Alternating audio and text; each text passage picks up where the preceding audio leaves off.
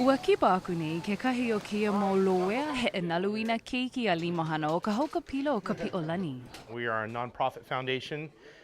We provide programs for individuals with genetic diseases. Ma hope o ka imi noi ana I ke ano e lapa au ia I ke iamai. Ua ike ia ka maika'i o ka vai kai no ka po'e I loa'a I ka cystic fibrosis. And when you breathe that in and then you combine it with exercise, the exercise also helps you to cough more vigorously. And these patients, coughing is actually a big part of their therapy.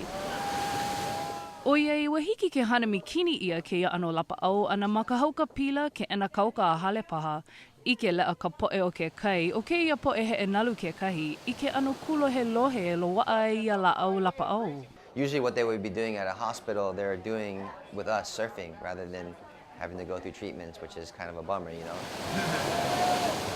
He la piha hau'oli no ia mau keiki mai a pe ia puna po ki ia makua no ho'i I nui loa ko lako aloha mahalo aku I ko ke ia hui manawa le'a a mena kanaka he e nalu ke kahi. And I love it. I mean, so far, it's our first time today, and we love it. We're excited, you know, to come to more events like these.